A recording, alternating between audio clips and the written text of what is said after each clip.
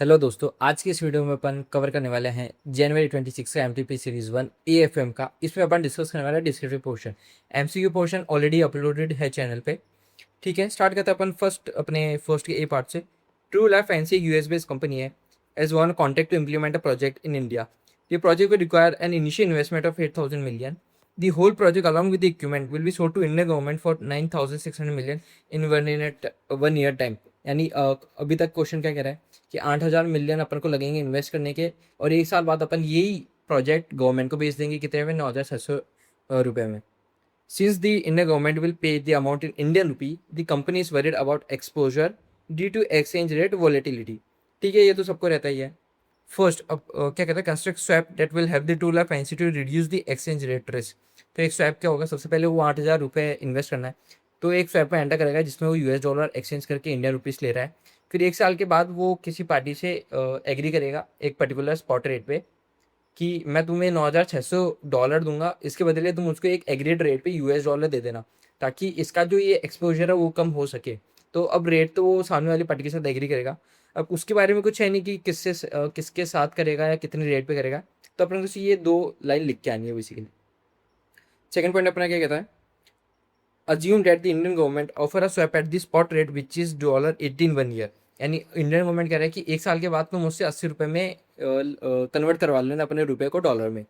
Spot rate after 1 year expire, और एक साल के बाद स्पॉट रेट कितनी गिवन है, 84 रुपीज़ गिवन है। Assume that rule of NC can also take a USD loan at the, और यानी इसने ये क्या कह रहा है, जो 8,000 रुपये लिए हैं ये लोन से लिए हैं। ठीक है, चलिए इसका आंसर देखते हैं क्या कहता है। सबसे पहले अगर विद द स्वैप की बात करते हैं, अपन इंडियन गवर्नमेंट के साथ में क्या एग्री किया था कि 80 रुपये में हम तुझसे ले रहे हैं, एक साल के बाद 80 रुपये में वापस तुझे 8,000 रुपये 8,000 मिलियन रुपीज़ वापस कर देंगे। तो पहले अपन क्या करें, 8,000 मिलियन डॉलर अपन खरीद रहे स्पॉट रेट 80 रुपये पे, तो ये अपन आउटफुल हो गया। ये वन में ये क्या है, यूएस डॉलर में अपन कैलकुलेट कर रहे हैं। और एक साल के बाद अपन 80 रुपये में वापस ये इंडियन गवर्नमेंट को सेल कर देंगे, तो वापस अपने पास $100 $100 मिलियन आ जाएंगे। अब ये जो बचा हुआ अपना 600 है अपने पास, एक साल के बाद तो 9,600 आ रहा है, 8,000 तो 80 रुपये पे एक्सचेंज हो गए, और जो बचे हुए 1,600 है अपन को एक साल के बाद का स्पॉट रेट पे कन्वर्ट करेगा जो कि 84, तो 19.05 अपना आता है। और $6 मिलियन का जो अपना इंटरेस्ट रेट अपना फिक्स है पेमेंट, वो तो है ही, इसमें कोई चेंज नहीं आएगा। तो 100 रुपये का अपना आउटफ्लो हुआ और 113.05 का अपना इनफ्लो हुआ, तो नेट अपने को कितना रिसीव हुआ, 30.05 मिलियन। और विदाउट द स्वैप अगर अपन बात करें तो 8,000 तो 80 रुपये के स्पॉट रेट पे कन्वर्ट होगा, तो जो कि है 100, अपना आउटफ्लो कितना हुआ, $100 मिलियन। अनुमान ऐसे अपने एक साल के बाद के स्पॉट रेट पे कन्वर्ट करना पड़ेगा 84 रुपीज़ के हिसाब से, तो अपने का इनफ्लो कितना आएगा, 114.29 का। और 6 रुपये का जो अपना लोन है वो तो है ही, 6 रुपये का $6 मिलियन का। तो अपना नेट इनफ्लो कितना हुआ, 108.29। तो यहाँ पे अपने को रीसीट कितना होना चाहिए, 8.29 मिलियन। तो यहाँ पे क्वेश्चन क्या कर रहा है कि अपन को एडवाइस करने को कह रहा है कि कौन सा ऑप्शन अच्छा है। तो ऑब्वियसली स्वैप वाला ऑप्शन बढ़िया है, क्योंकि उसमें अपन को 13.05 मिलियन मिल रहा है। ठीक है, ये सिंपल था। बी क्वेश्चन क्या कहता है, XYZ लिमिटेड ने पे किया एक डिविडेंड ऑफ 3 रुपये for the current year. The dividend is expected to grow at 30% for the next 5 years and at 15% per annum there after.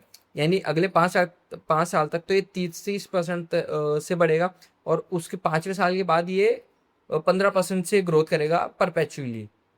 The return on 182 will, यानी ये रिस्क फ्री रेट कितना given है, 12% अपन को given है। Market return is around 16% given है, और variance अपन को 24% का गिवन है। ठीक है, को वेरियंस XYZ लिमिटेड का कितना गिवन है, 30%। अपन सबसे पहले तो रिक्वायर रेट ऑफ रिटर्न, और रिक्वायर रेट ऑफ रिटर्न का फॉर्मूला क्या रहता है, रिस्क फ्री, उसमें ऐड करेंगे बीटा RM माइनस RF। ठीक है, तो अपन को रिस्क फ्री गिवन है 12%, और अपन को रिस्क फ्री कितना गिवन है, 12%। मार्केट रिटर्न अपन को 60% गिवन है, अपन को बीटा निकालना। तो बीटा अपन कैसे निकाल सकते हैं, कोवेरियंस डिवाइड बाय वेरियंस, मतलब कोवेरियंस किसका, XY रिटर्न का, और वेरियंस किसका, मार्केट का। ठीक है, तो 30 डिवाइड बाय 24 करेंगे तो अपना क्या आ जाएगा, बीटा आ जाएगा। आंसर से एक बार मैच करवा देता हूँ। तो अपना बीटा कितना आ गया, 1.25% आ गया, 30 divide by 20%। Require rate of return risk free, ये अपना मार्केट रिटर्न 60% का, तो अपना रिक्वायर रेट ऑफ रिटर्न कितना आ रहा है, 17% आ रहा है। ठीक है, इसके बाद क्वेश्चन आज क्या कर रहा है, calculate the interesting value of the stock, यानी प्रेजेंट वैल्यू, मतलब वैल्यू ऑफ द स्टॉक निकालने बेसिकली, इंटरेस्टिंग वैल्यू। और यहाँ पे अपन को क्वेश्चन में आप देखो तो ये प्रेजेंट वैल्यू PVF अपन को 17% का गिवन है, तो आपको यही रेट यूज़ करनी है। मन से 2 डिजिट या 3 डिजिट 4 डिजिट वाला मत लेना, 3 डेसिमल डिजिट तक अपन को लेना रहेगा। तो ठीक है, तो सबसे पहले अपना 1 साल का डिविडेंड 30% से इंक्रीज, यहाँ तक जो है 5th ईयर तक 30% का ग्रोथ था, तो वो अपन डिविडेंड कैलकुलेट कर लेंगे। पीवीआईएफ अपन को क्वेश्चन में गिवन है, तो प्रेजेंट वैल्यू कितना आ जाएगा, 20.81 आ जाएगा। अब 1 साल के बाद अपन क्या करेंगे, जो डिविडेंड है वो परपेचुटी तक बढ़ेगा, कितने परसेंट से, 15% से। तो present value terminal value calculate करें तो 11.14, अपना ग्रोथ 15% से होगा, ये ग्रोथ है। ठीक है, के ई अपना अपने रिटर्न कितना कैलकुलेट किया, 70% डिवाइडेड रिटर्न के ई माइनस जी करेंगे जो कि 15% है, और इसको प्रेजेंट वैल्यू पे लाएंगे 0.46 5th ईयर के प्रेजेंट वैल्यू पे, तो 29.029 वैल्यू आ रही है अपने स्टॉक की 5 साल, मतलब 5th ईयर के एंड पे स्टॉक की क्या वैल्यू होगी, 29.09 होगी। अब ये पूछा है कि इंटरेस्टिंग वैल्यू कितनी, मतलब आज की प्रेजेंट वैल्यू पूछी है, तो एक तो अपन कह सकते हैं कि जो 5th ईयर पे प्रेजेंट वैल्यू निकली वो, प्लस ये जो डिविडेंड निकला है इसकी प्रेजेंट वैल्यू, इन दोनों का सब मिला के आज की, यानी ये जो फर्स्ट ईयर है 0 ईयर पे, इसकी इंटरेस्टिंग वैल्यू कितनी आएगी पोर्टफोलियो की, 20.81 प्लस 29.09 वाली, तो 31.2 इसकी इंटरेस्टिंग वैल्यू आ रही है। ठीक है, इतना सही था। क्वेश्चन नंबर सी ये थ्योरी का है, आप डायरेक्ट इसको आंसर से पढ़ सकते हो। क्वेश्चन नंबर 2, अच्छा ये बहुत रेयर क्वेश्चन पूछा जाता है, लेकिन अगर आ गया तो ये डायरेक्ट फॉर्मूला बेस है, बहुत आसान रहता है। कि closing value of NSC Nifty कितनी दे रखी है, 2nd जन से 12 जन की अपन को गिवन है, जिसमें से 2 Saturday Sunday non trading days है, तो इसको अपना कैलकुलेशन का पार्ट में नहीं आएगा। अपन को कैलकुलेट क्या करना है, calculate exponential moving average of Nifty during the above period. The previous day exponential moving average अपन को दिया हुआ रहना चाहिए, जो कि है 21,500 का, और 30 डे ईएमए की कितनी 0.062 वैल्यू है। तो इसका टेबल अपन डायरेक्ट डिस्कस करते हैं क्या है। सबसे पहले निफ्टी जो साल अपन को जितने भी दिन के उनका जो भी निफ्टी आएगी उसको पहले कॉलम में लिखेंगे। दूसरा जो ईएमए फॉर प्रीवियस डे कितना है, 21,500, ये अब अभी अपन सिर्फ फर्स्ट डे का 2 जनवरी का डिस्कस कर रहे हैं, 21,500 रहेगा। थर्ड यानी 1 - 2, इन दोनों का डिफरेंस निकालेंगे जो क्या है कि 242। ये 0.062 ये 31st डे की जो ईएमए की वैल्यू अपन को क्वेश्चन में गिवन रहती है, जो 21,500 है, और जो 0.062 ये अपन को क्वेश्चन में गिवन होगा। ये ऐसा नहीं आपको याद करके जाना है। तो अब फिफ्थ कॉलम में अपना ईएमए कितना निकलेगा, सेकंड सेकंड कौन सा है, 21,500 प्लस माइनस 15, ये जो अपना फोर्थ कॉलम है इसका, तो ये अपना वैल्यू आ जाएगी कितनी, 21515 की आएगी, जो भी प्लस माइनस, अगर यहाँ पे प्लस आया तो प्लस होगा, माइनस आया तो माइनस होगा, जो भी है। फिर सेकंड डे का कैलकुलेट करेंगे तो ये अपने क्वेश्चन में गिवन रहेगा, और ये जो यहाँ पे अपने 5th कॉलम की वैल्यू है ना, ये उठ के अपने सेकंड कॉलम में आ जाएगी।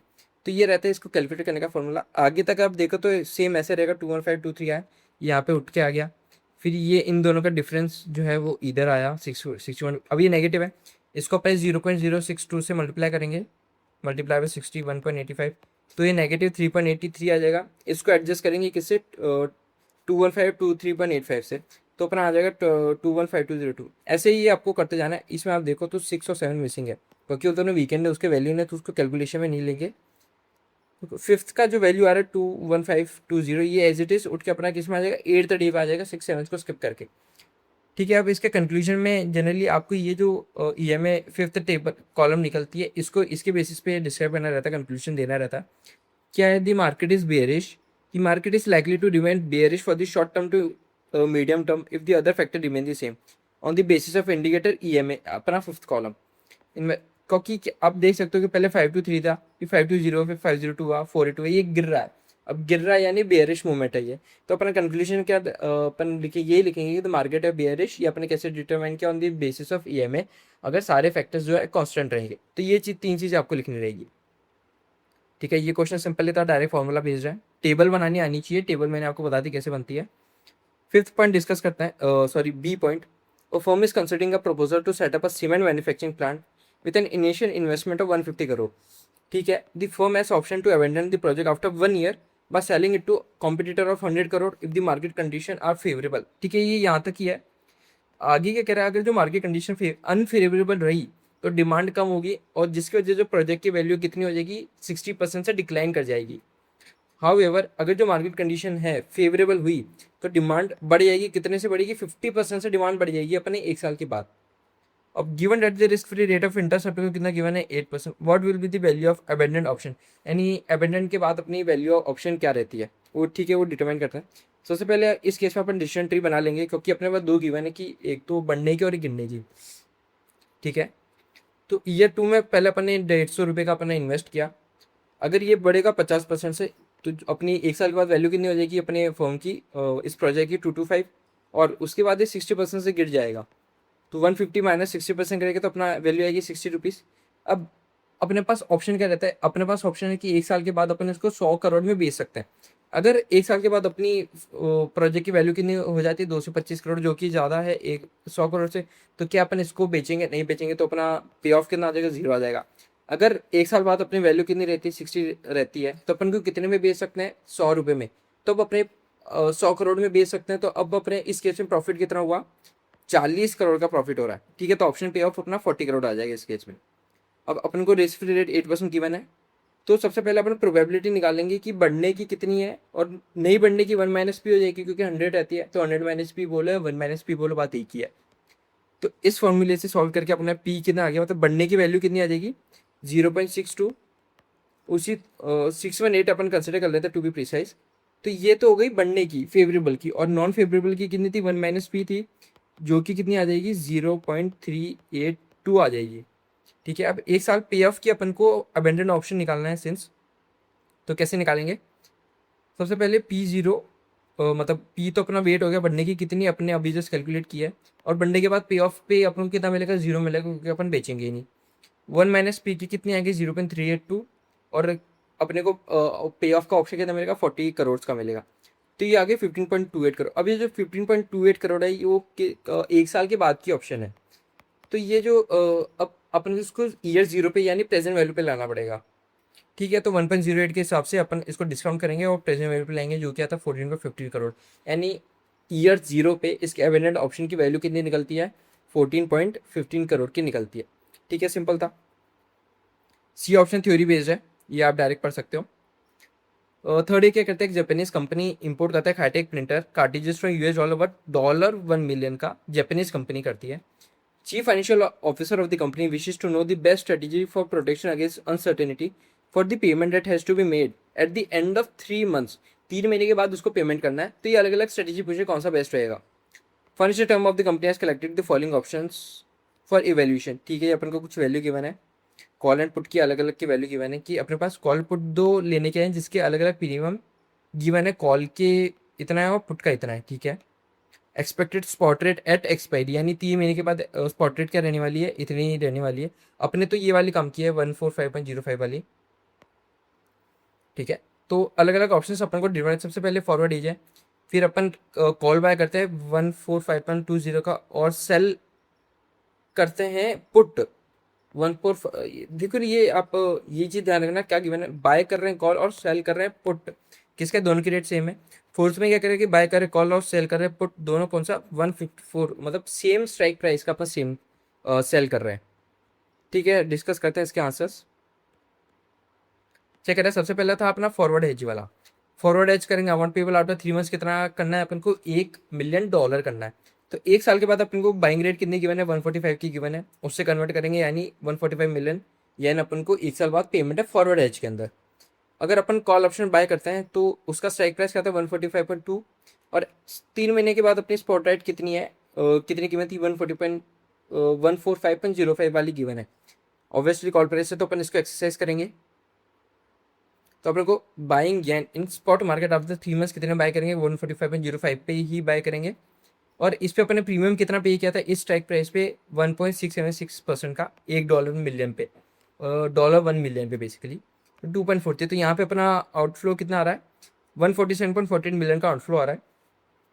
फिर क्वेश्चन नंबर 3 क्या कहता है? Selling 3 months put at the rate strike price. अब पुट को अपन सेल कर रहे हैं बेसिकली, तो फ्यूचर में जाके अपनी इसकी वैल्यू कितनी आएगी? पुट के लिए अपनी वैल्यू क्या लेंगे? 144.90, क्योंकि अपन सेल कर रहे हैं बेसिकली।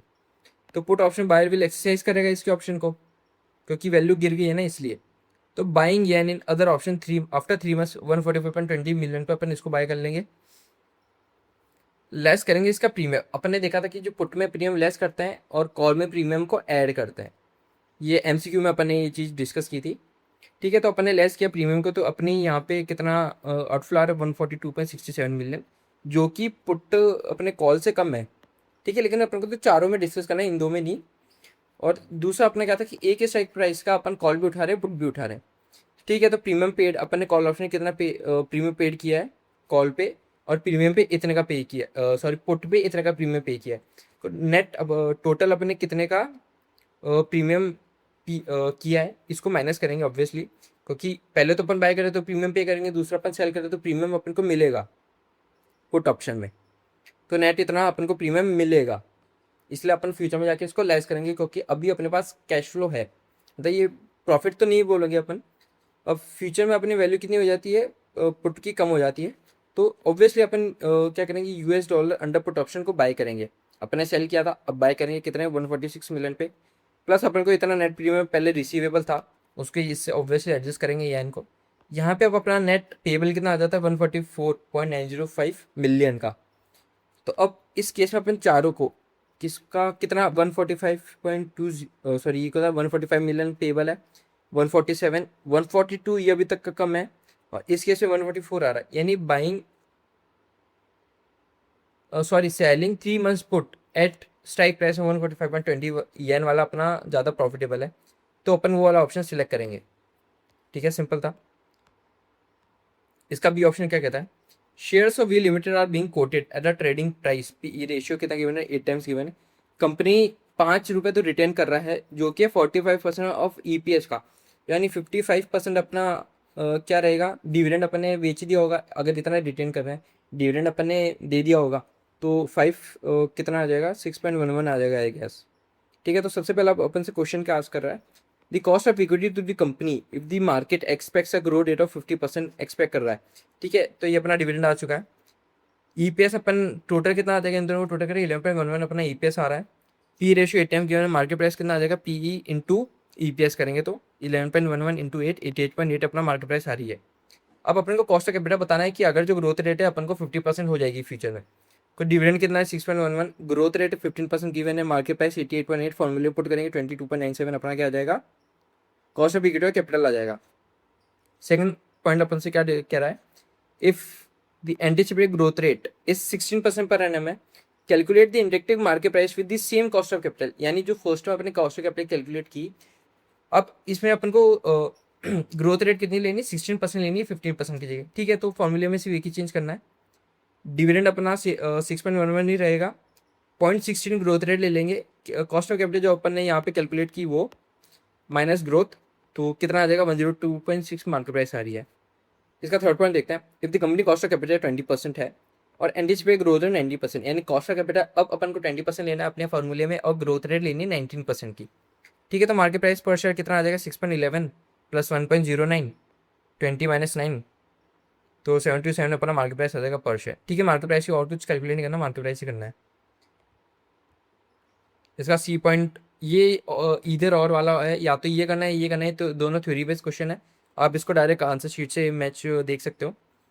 फोर्थ क्वेश्चन देखते हैं क्या कहता है, company is considering project X and Y with the following, दोनों प्रोजेक्ट एक्स वाई के अपन का एनपीवी और स्टैंडर्ड डिवीजन गिवन है, which project will be recommended based on the our data. अगर अपन को एमपीवी और स्टैंडर्ड डिवीजन दोनों गिवन है, तो ऑब्वियसली अपन स्टैंडर्ड डिवीजन को बेस लेके करेंगे, क्योंकि इससे पता चलेगा कि रिस्क जितना स्टैंडर्ड डिवीजन कम होगा, रिस्क उतनी कम होगी।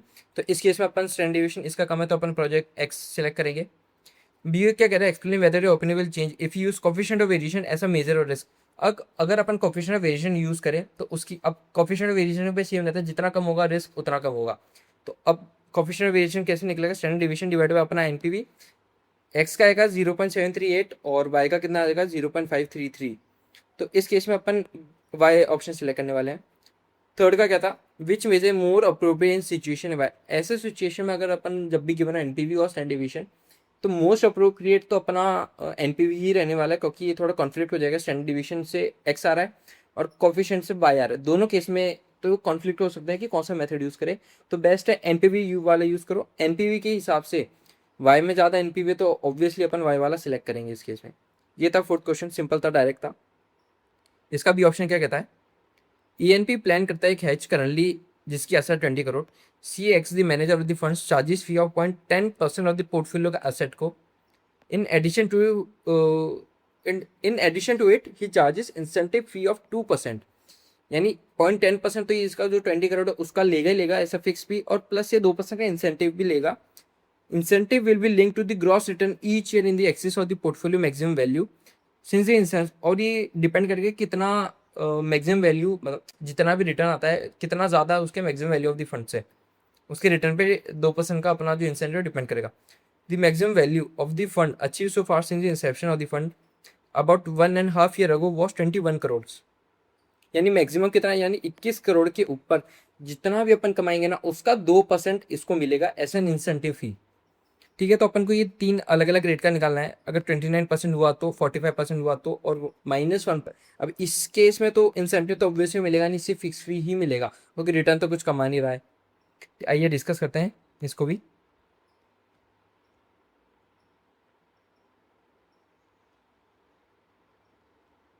ये रहा फोर्थ का, आपको ये एक बार दिखा देता हूँ क्या है। देखो अब प्रोजेक्ट वाइज डिस्कस करेंगे, sorry project x upon choose करें बिकॉज ये लेस रिस्की है प्रोजेक्ट वाई से। सेकंड पॉइंट के हिसाब से अपन प्रोजेक्ट वाई एक्सेप्ट कर रहे हैं, और क्वेश्चन नंबर 3 के ये क्या कह रहे हैं, एनपीवी मेथड बेस्ट है। ठीक है, फिफ्थ अपना बी पॉइंट क्या कहता है, अगर रिटर्न 29% है, फिक्स फी देखो इसको 2 लाख का तो मिलेगा 20 करोड़ के ऊपर 0.10% का, तीनों ही केसेस में इसमें भी मिलेगा। और जब अपना रिटर्न नेगेटिव उसमें भी 2 लाख की, तो इसको फिक्स फी मिलेगी। अब बात आती है इंसेंटिव की कितनी मिलेगी। अब 20 करोड़ पे ये कितना कमा रहा है, 29% कमा रहे हैं फर्स्ट केस में, यानी 25.80 करोड़। ये अपने 21 करोड़ से ज़्यादा, कितना ज़्यादा है, 4.80 करोड़ का। तो 4.80 करोड़ पे 2% इसको इंसेंटिव मिलेगा, जो कि कितना आता है, 9,60,000 का। तो टोटल फीस को कितनी मिलेगी, 9,06,000 प्लस 2 लाख की। ठीक है, अगले में 4.5% से ही रिटर्न मिल रहा है, जो कि आता है 20.90 करोड़ अपना। अब ये 21 करोड़ से ज़्यादा नहीं बल्कि कम है, तो इसको इंसेंटिव मिलेगा नहीं मिलेगा। अगर 21 करोड़ से ज़्यादा होता तो जितना भी ज़्यादा उसका 2% इसको मिलना था। मैक्सिमम फंड से जितना भी ज़्यादा होगा उतना मिले, लेकिन इसमें मिलेगा नहीं मिलेगा, नील आएगा। तो टोटल फी कितनी होगी, 2 लाख की। और रिटर्न तो कुछ है नहीं, सिर्फ फिक्स में मिलेगी 2 लाख की। ठीक है, डायरेक्ट था ये भी, सिंपल था, मतलब डायरेक्ट तो क्या। इसका सी पॉइंट थ्योरी का आप डायरेक्ट आंसर से रेफर कर सकते हो। फिफ्थ पॉइंट बहुत अच्छा और बहुत लेंदी है, इसको ध्यान से समझना। Mister Abhishek interest is interested in investing 2 lakh for which he is considering following 3 alternative. एक तो इन्वेस्ट करना 2 लाख म्यूचुअल फंड एक्स में, इन्वेस्ट करना 2 लाख म्यूचुअल फंड वाई में, और इन्वेस्ट करना 1,20,000 म्यूचुअल फंड एक्स में, और 80,000 म्यूचुअल फंड में। यानी 60% तो ये एक्स में इन्वेस्ट करेगा और 40% किस में करेगा, वाई में। ये basic average annual return given है 50%, 14%। रिस्क फ्री कितनी गिवन है, 10%, और मार्केट रिटर्न 12% गिवन है। तो जब भी आप इसका आंसर सॉल्व करो, ये आंसर के अपने टॉप पे लिख लेना जो जो अपन को अवेलेबल है चीज़ें, ताकि नीचे जब भी अपन क्वेश्चन सॉल्व करेंगे, जो भी चीज़ रिक्वायर्ड है आपको पता हो कि क्वेश्चन में क्या क्या गिवन है, बार बार आपको क्वेश्चन देखने की नीड ना रहे, आप अपने ही आंसर कॉपी से इसको कॉपी कर सकते हो। ठीक है, तो सबसे पहले अपन को क्या करें, वेरियंस और रिटर्न निकालना है, M F X M S Y का और मार्केट रिटर्न, तीनों का अलग अलग।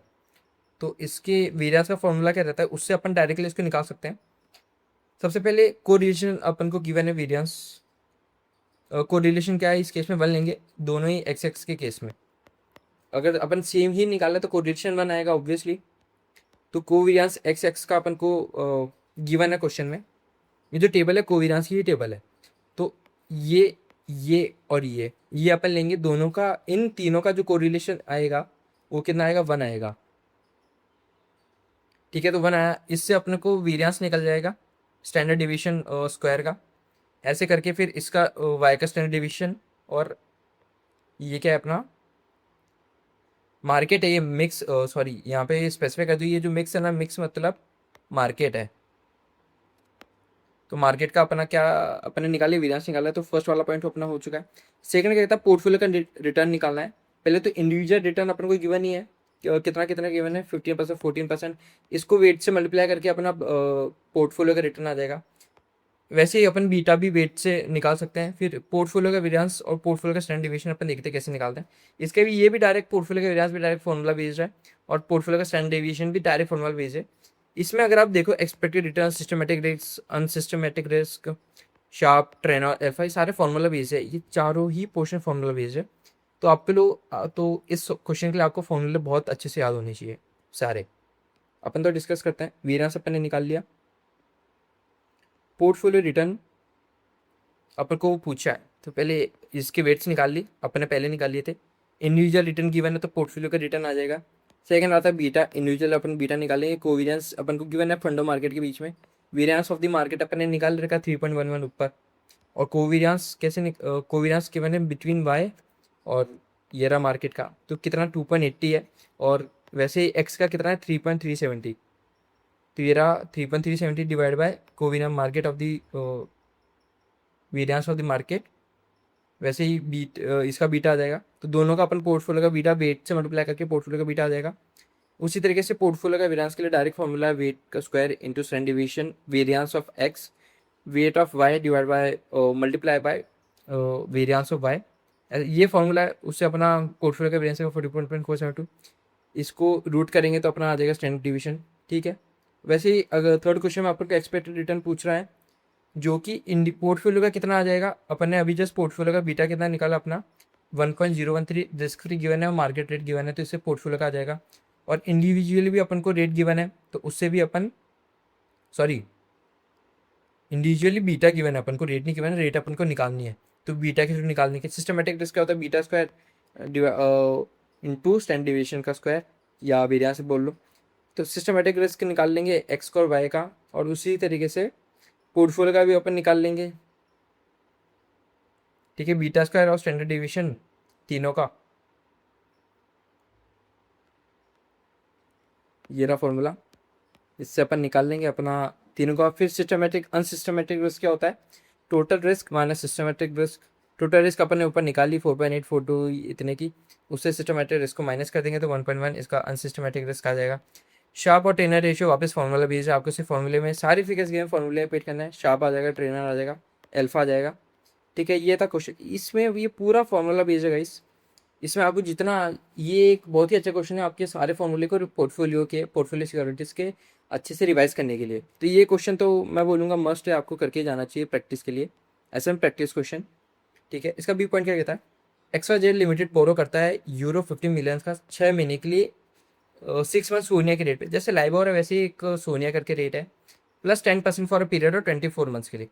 कंपनी ने एंटिसिपेट किया rising SONIA has it propose to buy a cap option from its banker at a strike rate of 8% का। दी लमसम प्रीमियम, अब क्या अपन को प्रीमियम लमसम पे करना है, इसको एक बार हाईलाइट कर लेते हैं। लमसम प्रीमियम को 1% का हमको देना है for the entire reset period, and the fix rate of interest is 10% per annum अपन को गिवन है। ये फिक्स रेट ऑफ यानी अपन इसको कैसे रिक्वायर रेट ऑफ नहीं, रिक्वायर रेट ऑफ रिटर्न नहीं है, फिक्स रेट ऑफ इंटरेस्ट अपन को 7.5% गिवन है, जिस पर अपन को ये cost of capital discounted rate है, सॉरी रेट ऑफ इंटरेस्ट, ये 7% क्या है, डिस्काउंटेड रेट अपन को गिवन है। Actual position SONIA for the fourth का रीसेंट पीरियड अपन को कितना है, 9% है, 9.5 है, 10% है। You are required to show how far interest rate risk is hedged through cash option. ठीक है, इसका आंसर अपन देखते हैं कैसा है। सबसे पहले अपना स्टेप क्या रहेगा, जो भी अपन इंटरेस्ट का लमसम पेमेंट कर रहे हैं उसका प्रेजेंट वैल्यू निकालना। तो अब इंटरेस्ट का पेमेंट कितना कर रहे हैं, एक 1% ऑफ 15 लाख, जो कि कितना आता है, 1.5 लाख आता है, जो कि अपन लमसम प्रीमियम पे कर रहे हैं। और अपन ने देखा था कि 7% अपन को रिक्वायर डिस्काउंटेड रेट गिवन है, सॉरी डिस्काउंटेड रेट कितना गिवन है, 7% का। और ये जो अपन को इंटरेस्ट कब कब पे करना है, 6% के हिसाब से पे 6 महीने के हिसाब से पे करना है फॉर 24 मंथ्स के लिए, यानी 4 महीनों के लिए। तो ये अपने पास पर एनम है, तो इसको डिवाइड बाय 2 करेंगे, जो क्या 3.5%, कितना 4 महीने का। तो इसका जो प्रेजेंट वैल्यू फैक्टर आएगा 6 महीने के हिसाब से 4 बार, उसका टोटल कितना आएगा 3.671 आएगा। इसको डिवाइड करेंगे तो अपना आ जाएगा 40.861 अपना इंटरेस्ट पेबल आ जाएगा बैंक को हर रीसेट पीरियड पे। ठीक है, तो सबसे पहले अपन एडिशन इंटरेस्ट अपन को कितना पे करना रहेगा, पहले वो कैलकुलेट करते हैं। 15 लाख तो अपना वो अमाउंट हो गया, 9% इंटरेस्ट रेट हो जाएगी, 8% अपना कैप है, जो भी रिमेनिंग बैलेंस होगा उत्तर उसका, और ये 6% के हिसाब से अपन इंटरेस्ट कैलकुलेट करते हैं, तो 6/12, जो कि अपना आएगा 75,000। अब ये 75,000 गवर्नमेंट बैंक अपन को पे कर देगी, क्योंकि 8% अपना कैप था, 8% के ऊपर गवर्नमेंट अपन को पे करने वाली है, तो 75,000 गवर्नमेंट ही बैंक पे करेगी, जिसमें से अपन 4861 का तो प्रीमियम गवर्नमेंट को बैंक को पे कर रहे हैं।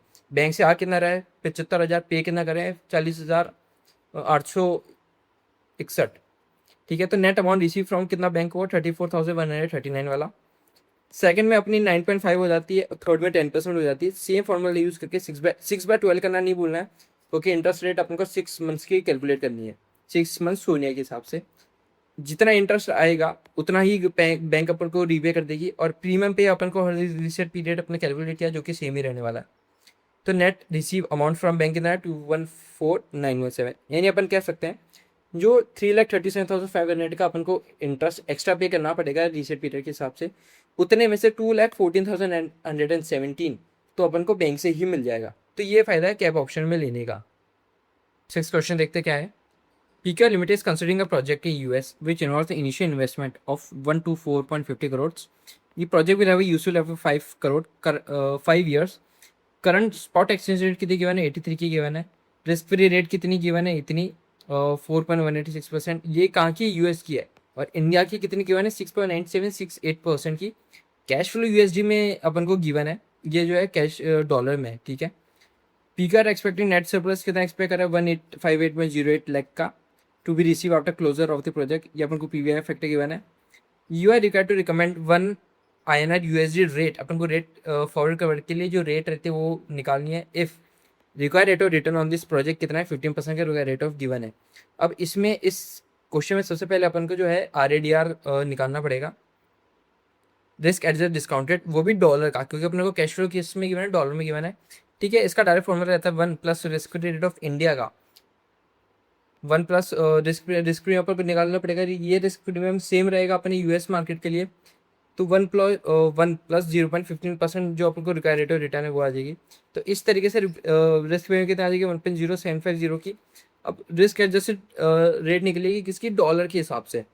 तो 1.0750 इंटू जो रिस्क फ्री रेट गिवन है कहाँ की, यूएस की, माइनस करेंगे 12% अपना रेट आ जाएगी।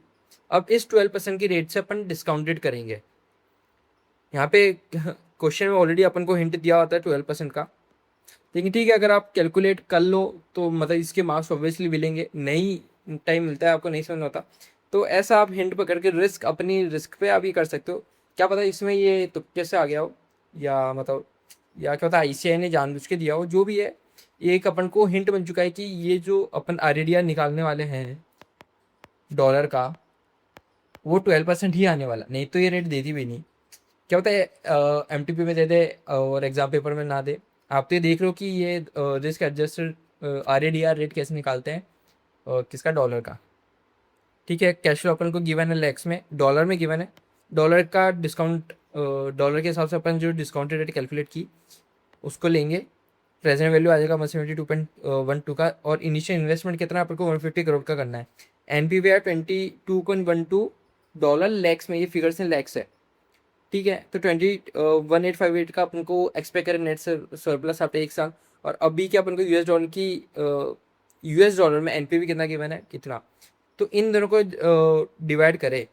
बेसिकली अपन को क्या गिवन था कि 1 साल के बाद अपने को जो NPV गिवन थी वो कितने में थी, रुपीस में NPV गिवन थी। अपन ने US डॉलर में क्या निकाला, NPV निकाला।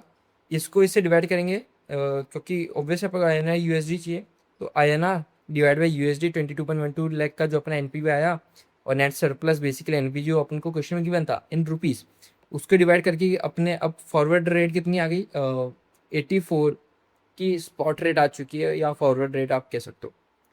तो ये था, थोड़ा अलग ही क्वेश्चन था, लेकिन अच्छा क्वेश्चन था। बी पार्ट देखते हैं। Same limited has just paid a dividend of ₹2 per share and is expected to grow at the 6%।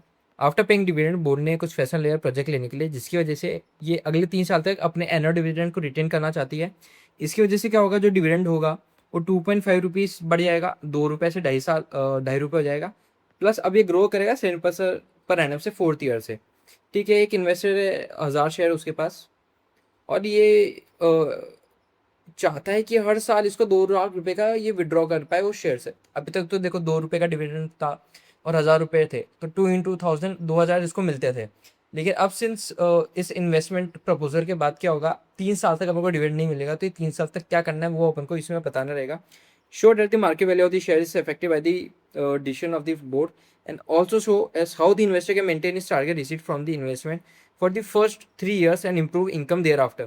Given that the cost of capital of the firm कितना है, 8% मेरे को कॉस्ट ऑफ कैपिटल गिवन है, ये मतलब question ये भी ask कर रहा है कि 3 साल तक ये जो सेमी लिमिटेड है, जिन डिविडेंड तो मिलेगा नहीं, तो ये कैसे अपने टारगेट को रिटर्न पर कर पाएगा, क्योंकि इसको हर साल 2,000 का विड्रॉल चाहिए, पैसे चाहिए।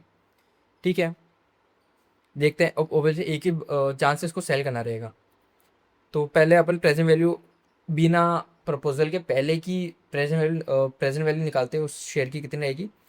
2 रुपये का डिविडेंड, डी वन निकालना है, या डी अगर D0 इंटू जी है बेसिकली ये 2 इंटू अपना growth divide by KE minus G, growth required rate of return, cost of capital minus growth आएगा, तो 106 अपनी वैल्यू आ रही है। और अगर ये बोर्ड इंप्लीमेंट करता है तो 4th ईयर से 2.5 हो जाएगा और 7% से ग्रो करेगा। तो यहाँ पे 2.50 डिवाइड बाय, तो 4th ईयर पे अपनी वैल्यू कितनी आ जाएगी, 250 आ जाएगी 4th ईयर के लिए। अब इसको अपन को प्रेजेंट वैल्यू पे लाना है, तो 1.1 डिवाइड बाय 1.08%। 3rd ईयर का कितना आता है अपना प्रेजेंट वैल्यू फैक्टर, 0.7938 आएगा। तो इसको मल्टीप्लाई करेंगे 0.7938 से, जो कि अपना आ जाएगा 198.46 अपनी वैल्यू आ गई है। तो अगर आप देखो तो इंक्रीमेंट तो है 106 से कितना हो गया, 198.46 हो चुका है। अब यहाँ पे इन्वेस्टर की बात हो रही है, जो इन्वेस्टर जिसको हर साल 2,000 रुपये विड्रॉल चाहिए था, वो कैसे आएंगे। अपन नीचे से पढ़ते हैं, एक्सपेक्टेड मार्केट आफ्टर 1 साल, यानी अभी अपन ईयर 0 पे खड़े, 1 साल के बाद अगर अपन देखें तो अपन को ये 2 ही वैल्यू पे इसको डिस्काउंट करना है, ना कि 3 साल के वैल्यू के हिसाब से। ठीक है, तो यहाँ पे अपन पावर 2 करके 214.33 आ जाएगा।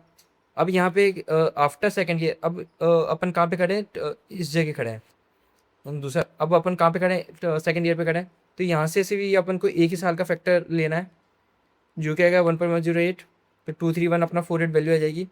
और आफ्टर 3 ईयर्स, अब अपन 3rd ईयर पे खड़े हैं, अब अगले साल से तो पैसा मिलने वाला है, तो तब वैल्यू कितनी आ जाएगी, 250 आ जाएगी। तो अब इसके पास कितने 1,000 शेयर है, ऑब्वियसली अब डिविडेंड तो मिलने रहा, तो इसको शेयर बेचना पड़ेगा। तो पहले साल जब वैल्यू 214.33 है, अपन को रिवर्स में जाना है, 2144.33 है, तब 10 शेयर बेचेंगे, तब जाके उसको 2,000 प्लस का मिलेगा। 9 शेयर बेच के तो कुछ होगा नहीं, और प्रोपोर्शनेट में अपना शेयर सेल कर नहीं सकते, इसलिए राउंड फिगर ले रहे हैं। 9 शेयर बेचेंगे तो 2,000 का होगा, और 3rd ईयर में जब 250 की प्राइस इसकी हो जाएगी, तो 8 शेयर बेचेंगे तब 2,000 का हो जाएगा। और 4th ईयर से तो अपन को 2.50 मिल रहा है। तो after 3rd year, at the end of 3rd year अपने को कितने शेयर बेचेंगे, 973 के एट द रेट ऑफ 250। तो अपने सबसे पहले देखा जाए तो वैल्यू तो बढ़ रही है ऑब्वियसली, और 973 का ईयर 4 से अपन को 2.5 का डिविडेंड मिलेगा। तो देखा जाए तो अपन को डिविडेंड भी ज़्यादा मिल रहा है पहले के हिसाब से। पहले 2,000 ही मिलता था, अब कितना मिलेगा, 2,432.50 का डिविडेंड मिलेगा। So if the project is taken by the company, the investor would be able to maintain his receipt of at least for the first 3 years and would be getting increase income the year after.